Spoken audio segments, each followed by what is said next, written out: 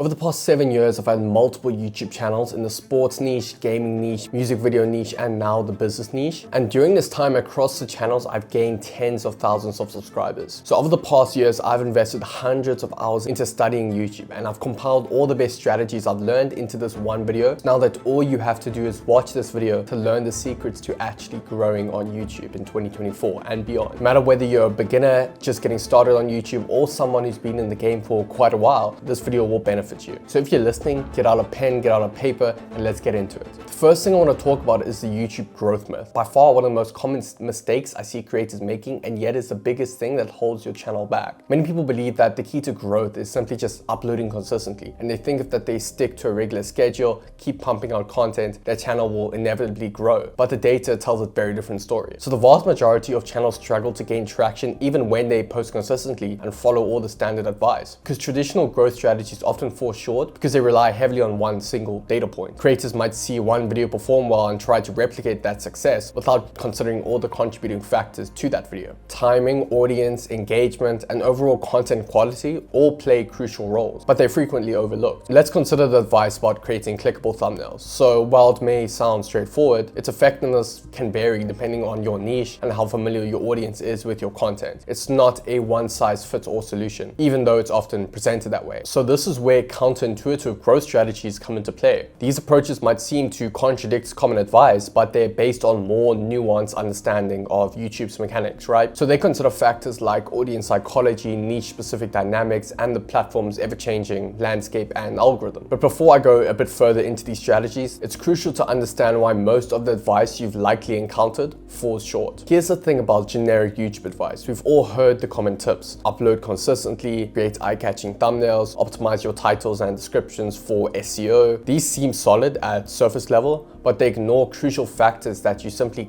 can't skip over. What works for a gaming channel might fall flat for something like a cooking channel. Just like what works for a B2C channel selling info won't work for B2B channel selling agency services. Your viewers will have a unique interests and preferences that generic advice just simply can't account for. So many creators therefore find themselves stuck because they're trying to force strategies that don't fit their specific situation. And the one-size-fits-all strategies are becoming less effective on YouTube for a few reasons. The platform is becoming more saturated than ever, making it harder to stand out. And plus, YouTube's algorithm has become incredibly sophisticated. It's not just about views and watch time and retention anymore. You need to have higher viewer satisfaction than ever. And to achieve this, your content needs to be truly remarkable and needs to resonate with your specific audience to an extreme extent. So what's the alternative? You need to start thinking about more tailored, effective approaches. Strategies that take into account your unique niche, your specific audience, and your personal strengths as a creator, because real growth comes from a new, nuanced and custom approach, not some generic advice. So I'm sure you're all wondering, how do I actually do niche specific research? Let's actually break it down. You need to be looking at multiple data points to find patterns and uncover hidden opportunities. Being able to identify patterns from videos on YouTube that performed well is probably the most important skill you can have if you want to grow on YouTube. So there are also tools like 1 out of 10 and view stats that can help with this, but the real magic really happens when you connect the dots yourself and you understand what makes videos perform in your niche and across similar niches. So to find video ideas that are likely to succeed, start by asking the right questions. What pain points in your niche are being overlooked? What topics keep coming up in comments and community discussions or on sales calls, right? What are people searching for but not finding satisfying answers to you? And you can use SEO tools to see that. This approach will help you craft content ideas that hit the sweet spot, because now you're not just guessing or blindly following trends, you're creating content that actually fills a real gap in the market and speaks directly to your audience's desires and needs, rather than coming up with random ideas that we have no idea if they'll perform. Now, if you've applied these tips and strategies so far, or you're already doing this, you're probably starting to create great content, right? But there's still something missing. Your views are decent maybe, but where's the diehard community that the gurus said you'd have if you gave out all this free value to people? The thing about engagement is that it goes beyond views or just likes, right? It's about building a connection with your audience that keeps them coming back. And real engagement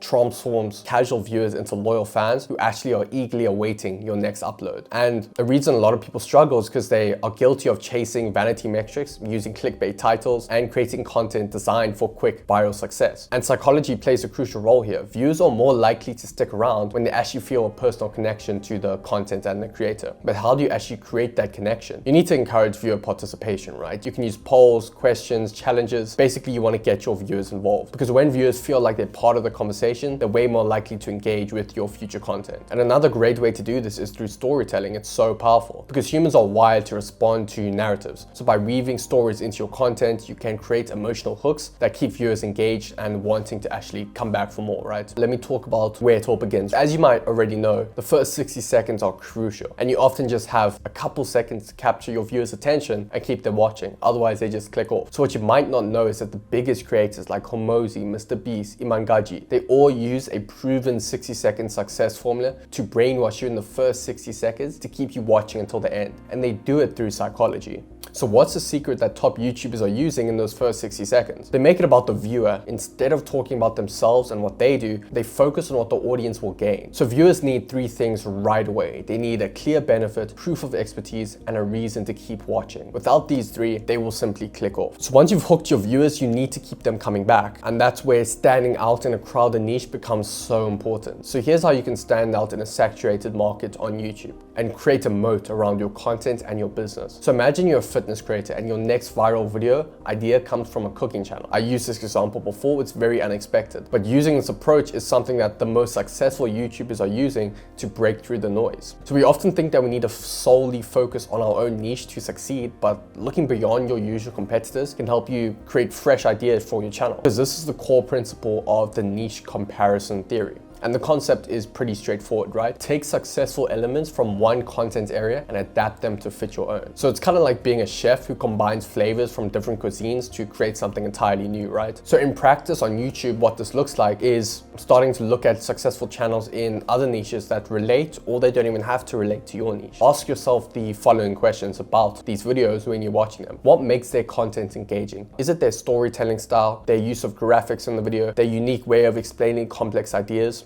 Identify what these things are, and once you identify these elements, think about how you can adapt them to fit your own niche and personal style. Because the key is to understanding why something works in one niche and figuring out how to translate that and that success to your own content. Because if you always do what everyone else in your niche is doing, you risk being boring to your audience. So by bringing in new ideas from different areas, you keep viewers engaged and you keep them coming back for more.